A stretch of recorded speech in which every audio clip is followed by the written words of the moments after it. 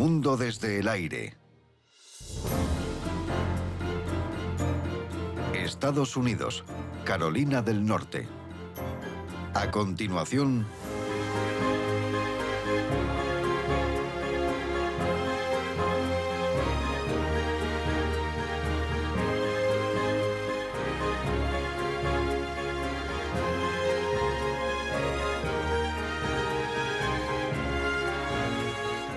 De Corolla a New Bern. Nuestro viaje comienza en Corolla, fantástico destino vacacional al norte de los Outer Banks, una cadena de islas y penínsulas que recorre la costa este de Carolina del Norte. Hacia el oeste llegaremos al centro de conservación Bull Neck Swamp, antes afectado por las madereras y ahora importante centro de conservación. Al este descubriremos el monumento a los hermanos Wright, en el lugar donde tuvo lugar el primer vuelo motorizado, transformando así el mundo moderno. Siguiendo hacia el sur, nos encontramos con la isla de Roanoke, hogar de uno de los misterios sin resolver más antiguos de Norteamérica, la colonia perdida de 1857. Continuando por la costa, averiguaremos por qué se la llama el cementerio del Atlántico. Por último, regresaremos al interior, a New Bern, uno de los primeros pueblos de Norteamérica y lugar de nacimiento de Pepsi-Cola.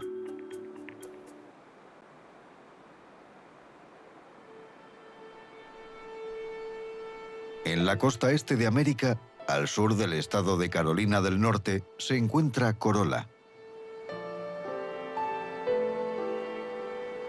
Hasta el reciente boom inmobiliario de los años 80 no era tan visitado. Se le conocía como la última línea de playa de Carolina del Norte. Hoy, con sus espectaculares playas, chalets y magníficas vistas al mar, Corolla es un popular destino vacacional. La ciudad se encuentra en el extremo norte de los Outer Banks, una franja de 320 kilómetros que separa el Océano Atlántico al este de los estuarios y al oeste de las ensenadas. Una de las vistas más famosas de la ciudad la encontramos en el faro de Carritat Beach. Construido en 1875, tiene 48 metros de altura. La mayoría de los visitantes atraídos por Corolla y sus playas son familias, y ha sido así desde siempre.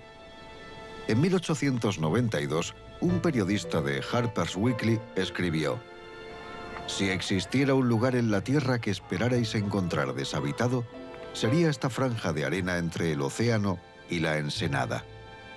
Pero hay familias viviendo aquí desde hace un siglo, sobreviviendo de la caza, la pesca, la ganadería y ejerciendo de guías».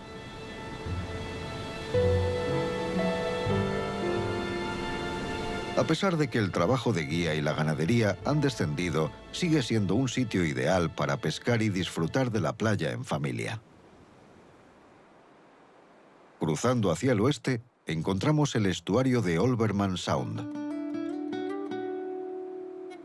Y en el interior, el centro de conversación Bull Neck Swamp. Con una extensión de 25 kilómetros cuadrados, es propiedad de la Universidad Estatal de Carolina del Norte. Es hogar de especies diversas como osos negros, gatos monteses y ciervos.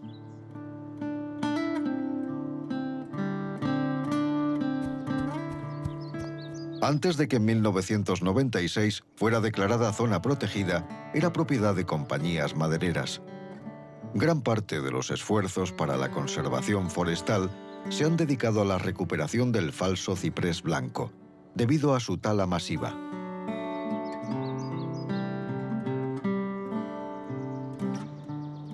Hoy, el bosque se usa para investigar técnicas de conservación y para aumentar los fondos destinados a esta tarea. El Departamento de Recursos Forestales y Medioambientales permite la venta de cantidades sostenibles de madera y emite un número limitado de licencias de caza.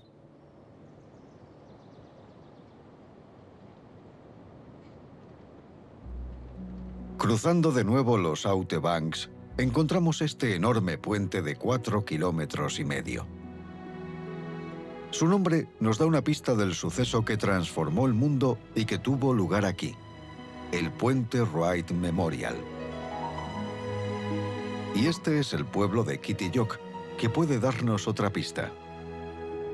La zona estuvo habitada siglos antes de que llegaran los exploradores europeos en el siglo XVI. Pero el pueblo moderno era poco conocido. En 1900 fue el lugar ideal para dos hermanos que buscaban un lugar aislado para sus experimentos de vuelo. Eran los hermanos Wright, Orville y Wilbur, quienes declararon que la zona alrededor de Kitty Hawk era perfecta. Tenía privacidad, corrientes estables y grandes espacios abiertos sin vegetación. Fue aquí, en las colinas Kill Devil, donde los dos hermanos se convirtieron en los primeros hombres de la historia en realizar un vuelo a motor. Su invención está considerada como uno de los logros más importantes de la humanidad. Hoy su hazaña queda reflejada en este bloque de granito de 18 metros de altura, el monumento a los hermanos Wright. En su cima, como si de un faro se tratase, hay una baliza marítima.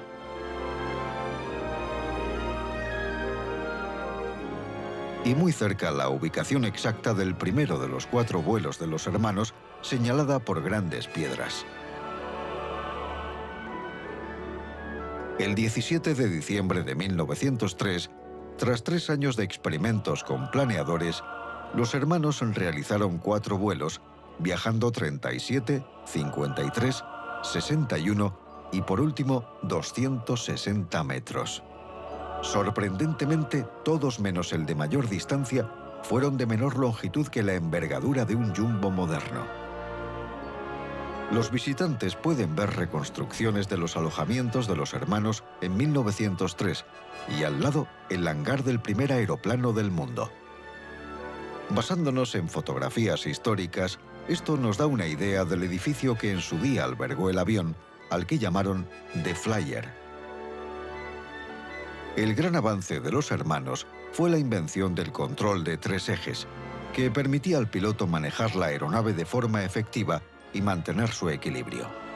Este método sigue siendo común para todo tipo de aeronaves de ala fija. El momento de su primer vuelo está retratado en esta escultura de bronce a escala real de Stephen Smith, llamada First Flight. Fue inaugurada en 2003 para celebrar el centenario del primer vuelo a motor. La escultura muestra a las 7 personas involucradas en el vuelo, incluyendo a Orville Wright pilotando el avión, Wilbur corriendo junto a él y a John T. Daniels, quien fotografió el instante en el que los viajes cambiaron para siempre.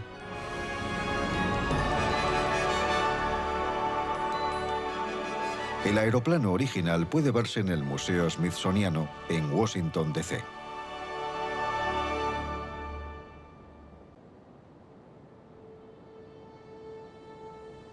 Llega el anochecer y presenciamos una espectacular puesta de sol sobre el Olbermann Sound.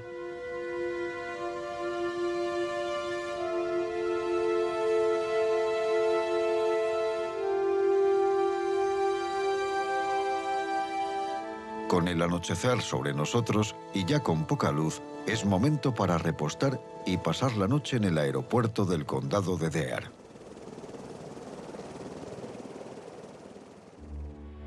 En una zona de los Outer Banks llamada Nags Head se encuentra el parque estatal Jockey's Ridge.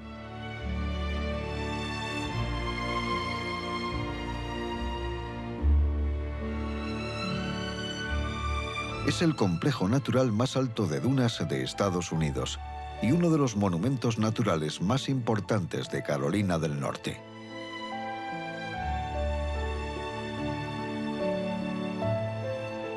Los visitantes pueden explorar un museo sobre las dunas y los más valientes dar clases de vuelo en ala delta. También es el sitio ideal para volar cometas, tal como manifestaban los hermanos Wright.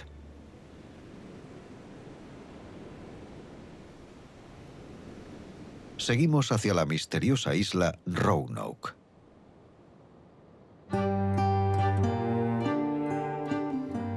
En la isla encontramos en el Festival Park este barco velero del siglo XVI.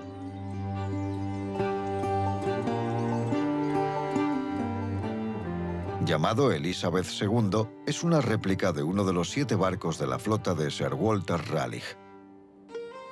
Fue construido en 1984 para celebrar el 400 aniversario de la llegada de barcos ingleses a los Outer Banks de Carolina del Norte. El barco está plenamente operativo.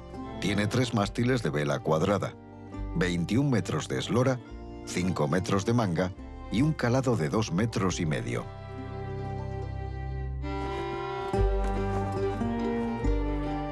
En barcos como este, llegaron 117 colonos para fundar la colonia de Roanoke. Era 1587. Encontraron la colonia en lo que ahora es el recinto histórico nacional de Fort Raleigh. Unos meses después, el gobernador de la colonia, John White, decidió volver a Inglaterra por suministros, pero a su regreso, 2 años después, encontró el asentamiento desierto. La colonia entera desapareció, y la única pista fue una sola palabra, Croatoan, el nombre de una isla cercana grabado en un poste de madera. Nunca se volvió a tener noticias de los 117 colonos. Los cercanos jardines Elizabeth se crearon en su recuerdo.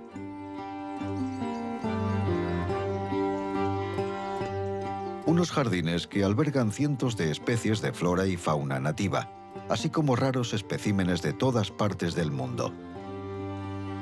El recuerdo de la colonia Roanoke sigue vivo en el Teatro Waterside. Desde 1937 se representa un espectáculo en directo del ganador del premio Pulitzer, el dramaturgo Paul Green. Su producción, La Colonia Perdida, requiere una compañía de más de 100 actores, bailarines, cantantes y técnicos. En principio se planeó para una sola temporada, pero se ha convertido en una tradición en Carolina del Norte, y más de 4 millones de visitantes la han presenciado ya.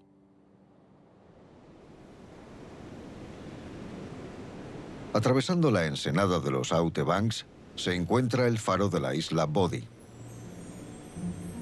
Con 48 metros de altura, posee una lente de Fresnel y una linterna eléctrica.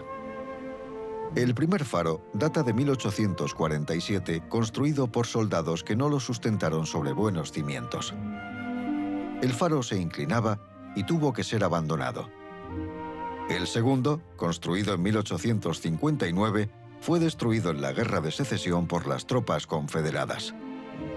El faro actual se completó en 1862 y hoy está abierto a los visitantes. La caseta original de los vigilantes fue reformada en 1992 y ahora sirve como centro de información.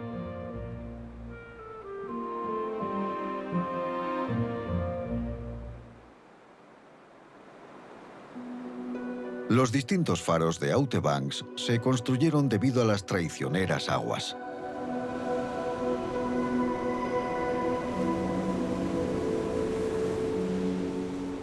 Es una zona conocida como el cementerio del Atlántico.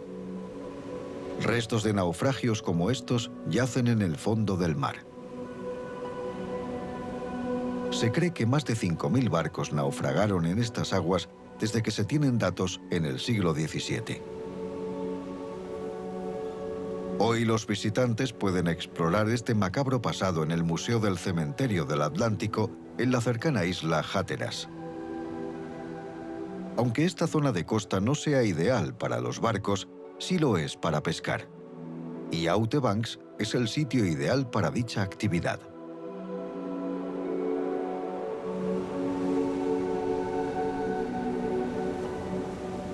Los pescadores pueden capturar múltiples ejemplares, desde mielgas hasta corvinas negras, desde salmonetes a anchoas.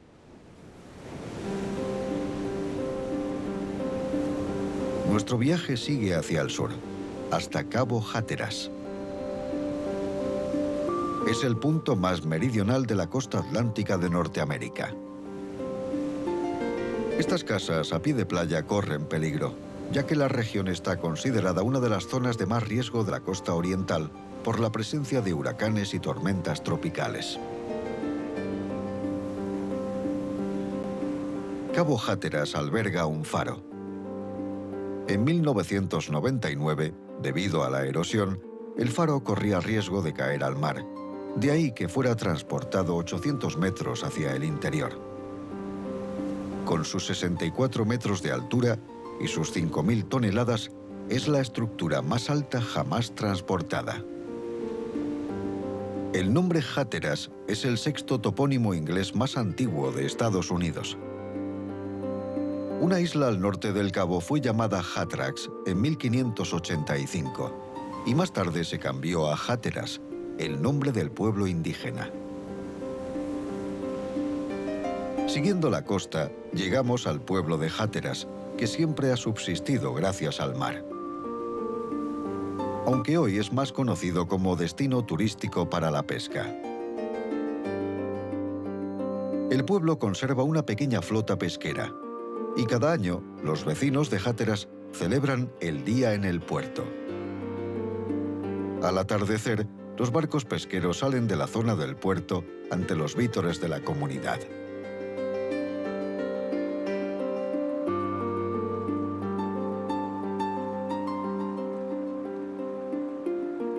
Para los visitantes que quieren probar el sabor del mar, pero no les atrae la pesca, están los ferries Ocracoke.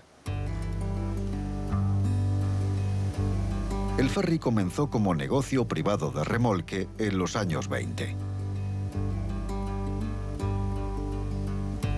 En 1930, para mantener el servicio para los habitantes de la aislada isla de Ocracoke, el estado de Carolina del Norte subvencionó el ferry. Y pronto pasó a ser gratis para los pasajeros, ofreciendo un transporte solvente y disponible todos los días del año.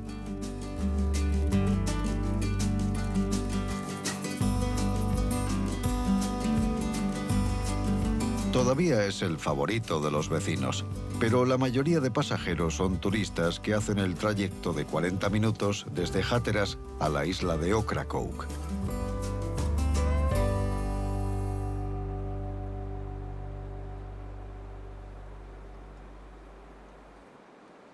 Las vistas desde el ferry son espectaculares y los visitantes más afortunados pueden llegar a divisar grupos de delfines.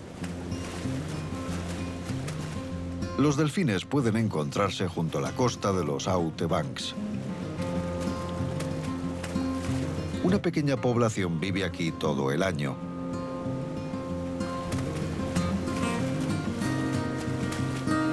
Y durante los meses más cálidos, unos 500 migran aquí para parir. Nos aproximamos ahora a la entrada del estrecho de Pamlico. Con 129 kilómetros de longitud y 48 de ancho, el estrecho de Pamlico conforma la laguna más grande de la costa este de América. Y aquí descubrimos una vista espectacular, una impresionante aglomeración de pájaros migratorios.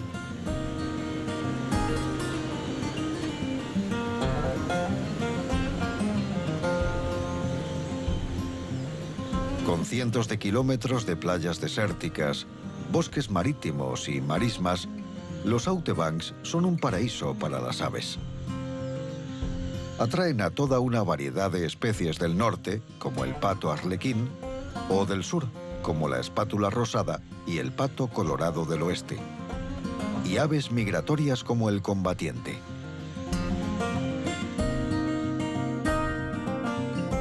El estrecho de Pamlico también puede atraer a visitantes más despistados. En 2015, una hembra de tiburón blanco de 1 tonelada y 4 metros de largo, llamada sorprendentemente Catherine, llegó a estas aguas costeras cercanas a zonas turísticas. Estuvo 18 horas en la ensenada antes de volver al mar.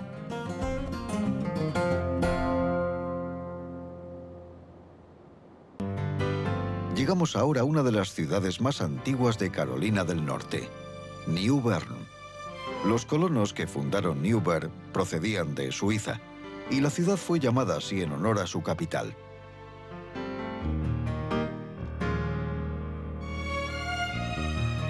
Ubicada entre Trent y el río Neus, Newburgh se convirtió en un centro para la pesca y en el siglo XIX en una de las mayores ciudades del estado. Con su gran número de teatros y edificios antiguos, la ciudad fue conocida en su día como la Atenas del Sur. Hoy los visitantes pueden seguir explorando sus museos, galerías e incluso el ayuntamiento. La ciudad es famosa por otra contribución a la cultura americana. Es el lugar del nacimiento de Pepsi-Cola. Este refresco fue inventado aquí por un químico llamado Caleb Bradham. En 1902 fundó Pepsi-Cola, que pasó de esta modesta tienda a convertirse en una de las mayores empresas del mundo.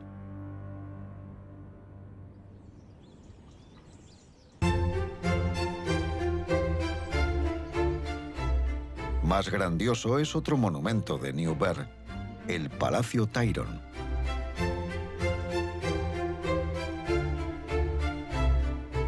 Fue edificado en 1770, antes de la independencia americana, cuando el país era todavía colonia inglesa. El gobernador real, William Tyrone, trajo aquí un arquitecto inglés para diseñar y construir este palacio de estilo georgiano. Tras la Revolución, el palacio fue el primer Capitolio de Carolina del Norte. En 1798 sufrió un incendio. Pero en 1959, gracias a una campaña de 30 años promovida por los habitantes de Newburgh, el palacio fue reconstruido.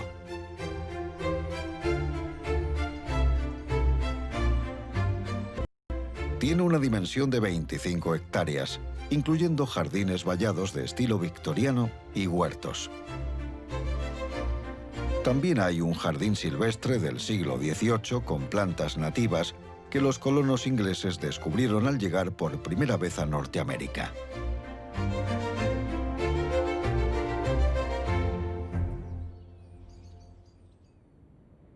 A las afueras de Newburgh hay otro tipo de plantas. La industria agrícola tiene gran peso en Carolina del Norte.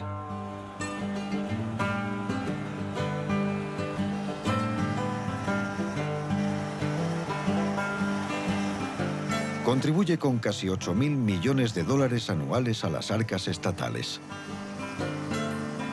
Engloba casi el 20% del empleo de Carolina del Norte y tiene las granjas más diversificadas del país.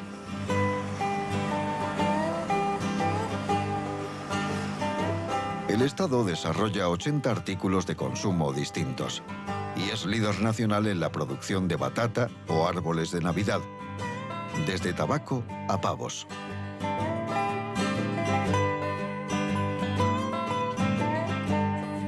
Pero la cosecha más influyente en la historia de Carolina del Norte quizás sea el algodón. En el siglo XIX, junto con muchos otros estados del sur de América, fue el principal cultivo industrial. Pero cosechar el algodón requería de un duro esfuerzo, y la recolección de los campos de Carolina del Norte era llevada a cabo por esclavos. Antes de su abolición en 1865, había más de 330.000 esclavos en el estado, un tercio de la población de Carolina del Norte. Hoy, afortunadamente, este algodón no se recoge a mano.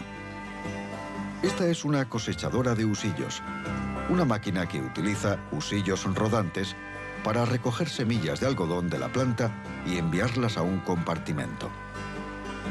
Cuando se llena, la cosechadora vuelca las semillas en un contenedor modular que crea un bloque compacto de algodón con un peso aproximado de 220 kilos. Lo que significa que el cultivo de algodón hoy en día es una productiva y civilizada parte de la economía de Carolina del Norte. Las primeras cosechadoras solo eran capaces de recoger una hilera de algodón. Se hicieron más prácticas a partir de 1944. Como vemos, las actuales pueden recoger 6 hileras a la vez. Nos despedimos viendo esta llamativa y fascinante máquina en acción con el paisaje de Carolina del Norte de fondo. Un lugar ideal para finalizar nuestro viaje.